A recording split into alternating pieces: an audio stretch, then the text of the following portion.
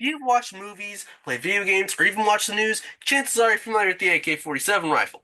But is the rifle you're seeing actually an AK-47? These days, the term AK-47 is really more of a blanket term for an entire family of rifles, many of which may not have to do with the actual original rifle itself. The AK-47's history dates all the way back to World War II, with the development of the German Sturmgewehr 44 seen here. The Sturmgewehr was the first assault rifle, meaning that chambered and fired an intermediate cartridge as opposed to the full-size cartridges at the time. When the Soviets encountered this weapon in battle, they knew that they needed a rifle of their own.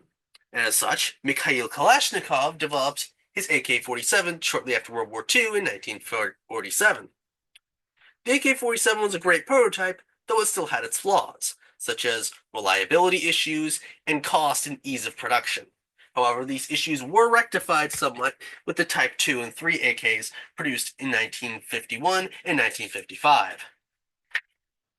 After this, however, the AK-47 would undergo a massive improvement with the development of the AKM. The AKM, or modernized, seen here, was much lighter, cheaper, and easier to produce, though it would not be truly battle-tested until the Vietnam War, where it would clash with the United States' M16.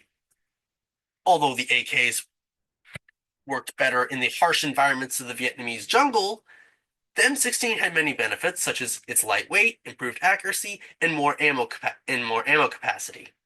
As a result of this, the Soviets designed a new rifle that could produce the benefits of the AKM and the M16. The result of this was the AK-74. The AK-74 featured smaller 5.45 Soviet ammo, a lighter magazine, and a muzzle brake to reduce recoil. This AK-74 was a huge success and became the Soviet Union's primary service rifle and still remains the service rifle of both Russia and Ukraine in the ongoing war. Now that we talked about the mainstream Russian AK rifles, let's talk about some of the copies and duplicates made around the world. The most common of these is the Chinese Type 56 seen here. It's identical to the Type 3 AK, though it features a closed front sight, exclusive to Chinese versions, with some even being produced with foldable bayonets under the barrel and handguard. Back in the Soviet Union, Romania produced their own AK variant, the PMMD-63 seen here. It's identical to the AKM, but it features an integrated wooden foregrip in the handguard. This foregrip allowed for easier gripping and control of the rifle in automatic fire. Hungary also produced their own AK variant, the AMD-65 seen here. It was smaller, lighter, and more compact than the variants, with a folding stock, shorter barrel, with a large muzzle brake to reduce recoil, and two grips here. The two pistol grips, one, the rear grip, features the trigger, while the second is reversed to attach to the handguard to serve as a foregrip. The overall rifle was very light due to the usage of plastic and steel over wood. In addition to this, more specialized AK variants, such as the RPK, were produced. The RPK, seen here, is a light machine gun variant of the AKM and AK-74. It featured heavier reinforced barrels, receivers, and stocks, but could still utilize the same magazines and ammunition as the standard AK rifles, making them very versatile on the battlefield.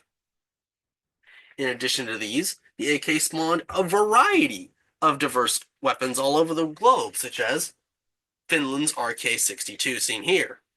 It was an AKM copy, but its most notable feature was its rear sight, which was placed much farther back on the gun, allowing for a much more accurate sight picture.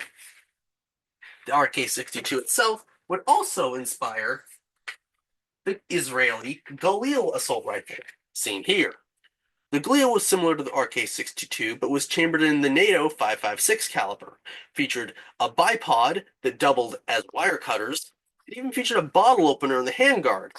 This bottle opener in the handguard, along with the wire cutters, made it a real Swiss Army knife of guns. In addition to this, several more specialized variants were produced all over the globe, such as the Iraqi Tabuk rifle, which served as a designated marksman rifle due to having a longer barrel and semi-automatic only fire, allowing for more precision, and the Romanian PSL rifle, which, unlike the Tabuk, was chambered in a much heftier 7.62 by 54 rimmed cartridge. and based on the RPK. Now, to clear up some common misconceptions about AKs and Soviet rifles in general, the AK-74U, though commonly mistaken for a submachine gun, is actually just a shortened version of the AK-74 with a shorter barrel and folding stock. Though, despite these features, it still chambers the standard 545x39 cartridges of the AK-74, along with the same magazines. Next of all, the SPD Dragunov, which, though resembling the Romanian PSL, features a completely different gas system, as it utilizes a short-stroke gas piston as opposed to the AK's long-stroke gas piston. Similar controls and ergonomics, but it is not an AK. To conclude, I hope this speech helped you learn some interesting facts about the various AK rifles as a part of the original rifle's legacy.